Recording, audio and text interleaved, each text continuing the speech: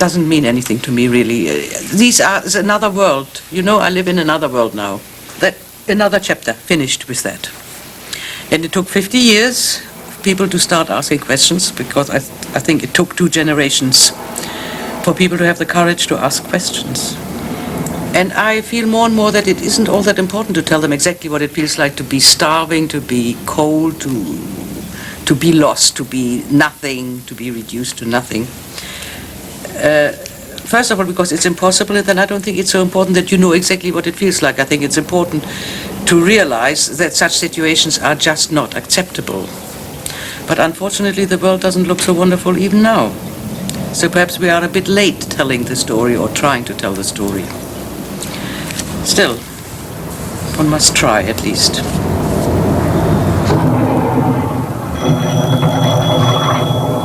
Hello, field artillery? Yes, sir. Captain Newman here, down to Captain Fraser.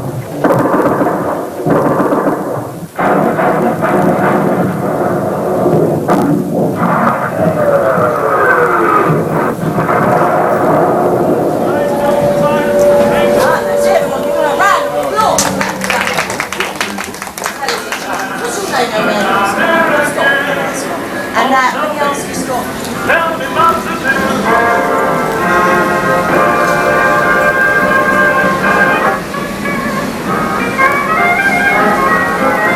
Please press one of the 3 buttons to select an item to listen to. Item 1. I have just returned from the Belsen concentration camp. I still don't think that anybody can get anywhere near, actually. No, you can't actually describe it or show it in pictures, but you can't show the smell, for instance, and the misery. There are no words really in the vocabulary to describe what went on. Beyond the barrier. After the liberation, I was called as a witness, and these people, these lovely people, were at the trial, and there was a tremendous fuss about Irma Grese, who was supposed to be a pretty lady, and I always had the feeling that the people were much more interested in a pretty lady who was really an absolute horror of a person than in us, in a way.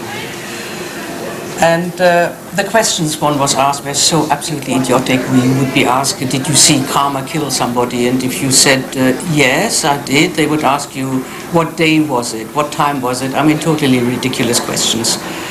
We didn't know what day it was, we didn't have any watches, and anyhow, it was totally unimportant. I've seen many terrible sights in the last 5 years, but nothing approaching the dreadful interior of this hut at Belsen. I escaped the worst fate that can happen to you in Auschwitz because I was recognized as the cellist when there was a selection in the Revier. We had a relatively privileged position, partly because we had an identity and we had a job. When I was ill with typhus, which was something that nobody escaped, I was lying in the Revier, which was the block for the sick people. And there was a selection, which meant everybody had to get up and parade naked in front of the people who took the selection. And I have vague memories of 2 SS men standing on at the end of my bed, and one of them said to the other, "This is the cellist," and they passed. If I'd had to get up, I wouldn't be here to tell the story today.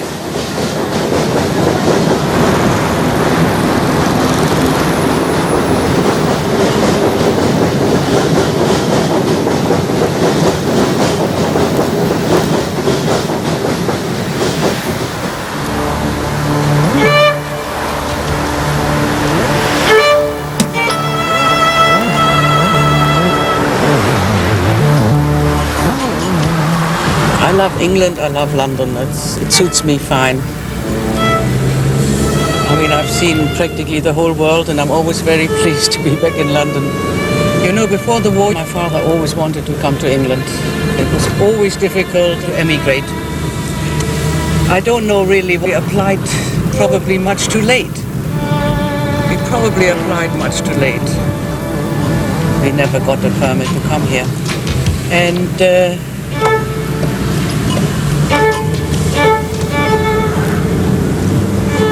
my father and mother were deported to a place near Lublin.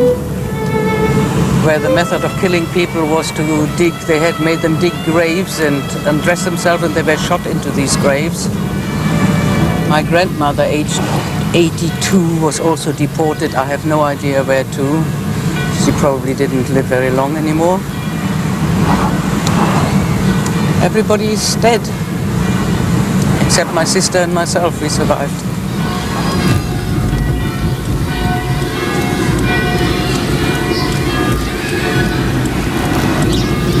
Uma história menos triste, em que a filha violinista teve a alegria de reencontrar os pais depois da libertação de Auschwitz, você vai ver depois do intervalo.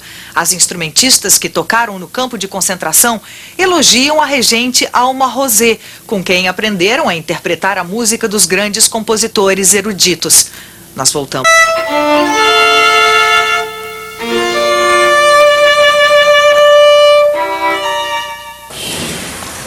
Maman, quel âge est-ce que j'avais sur cette photo? Ici, 4 ans comme ça. Ah oui. Et là, tu te rappelles que quand je suis revenue du camp, Oui. c'était quelque chose d'extraordinaire. Hein? Mais c'est aussi extraordinaire de t'avoir retrouvée. Parce Oui. que Mais quelle pour- chance nous avons Mais eue. pour moi et pour mon papa, Oui, j'ai couru de lui dire qu'il était au travail. Hein. oui. Et... Alors j'ai couru. Ah, tu as couru pour aller le chercher. Oui, oui, oui. Tu sais que toutes mes amies, Violette, Anita, tout le monde pense à toi. Hein? Oui, Tu es un petit ça, je peu, sais. tu es un petit peu leur maman aussi. Hein?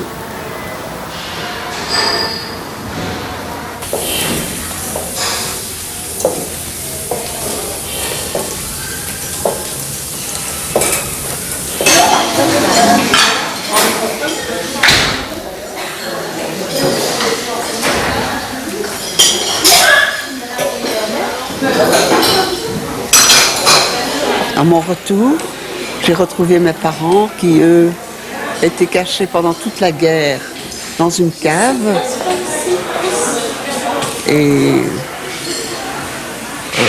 quand j'ai vu mon père, il a été tellement heureux de me retrouver que la première chose qu'il a pu m'acheter, ça a été ce petit cadeau, ce petit violon que je porte toujours. Voilà, un petit violon en or. Et je crois qu'il a compris à ce moment-là que le violon avait été ce qui m'a sauvée.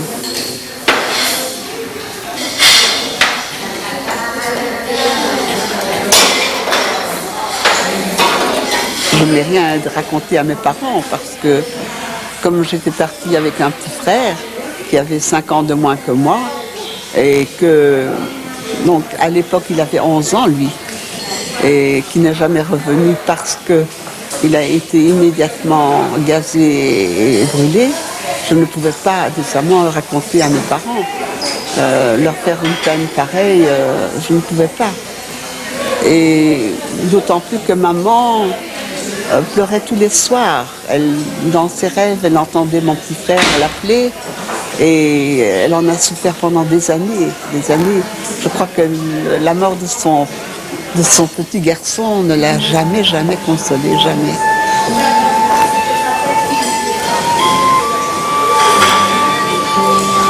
C'est pourquoi je me suis tue.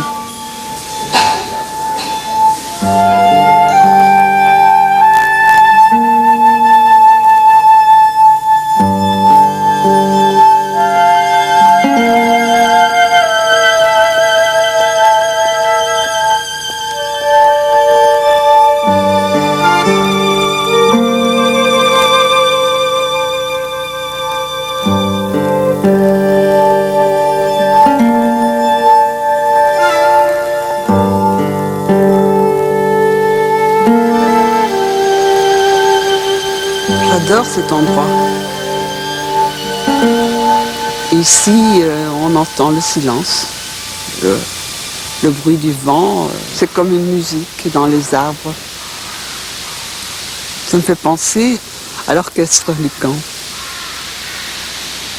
qui avait aussi une sonorité tout à fait spéciale puisque notre orchestre était composé de femmes, pour la plupart amateurs, comme moi-même d'ailleurs, puisque j'étais une petite fille qui avait appris un peu la musique, mais c'est tout. Et comme il n'y avait pas d'instrument avant, les violons faisaient les trompettes. Mais il faut dire aussi qu'Alma était une artiste merveilleuse et qu'elle a fait de nous un orchestre presque normal. Par exemple, elle aimait tellement les valses viennoises, elle était elle-même viennoise, elle adorait les valses viennoises, elle m'avait fait comprendre que la valse, ce n'est pas quelque chose de rigide en 3 temps, 1, 2, 3, mais que c'était plutôt comme une balle qui rebondit et donc qui fait un mouvement comme ça de balle qui rebondit. Quand Alma jouait, par exemple, elle jouait les Zigeunerweise de Sarrazat et que nous l'avions bien accompagnée, elle disait « Ah là, je suis fière de vous parce que je pourrais même vous faire entendre à mon père ». Elle prenait comme son père c'est quelqu'un qu'elle adorait et elle en parlait parfois. Et on faisait de la musique comme si parfois on était dans un monde normal. Jusqu'au jour où, surtout la nuit, où j'ai entendu psalmodier des chants et des prières. Et en ouvrant la porte du bloc, j'ai vu passer des camions avec des squelettes vivants et qui chantaient la prière des morts avant d'aller au crématoire. Ça, ce sont des visions que jamais je ne pourrais oublier. Jamais. Directement, c'était l'horreur. Et puis, certainement aussi, peut-être parce qu'on pensait bien qu'un jour, on irait là-bas aussi.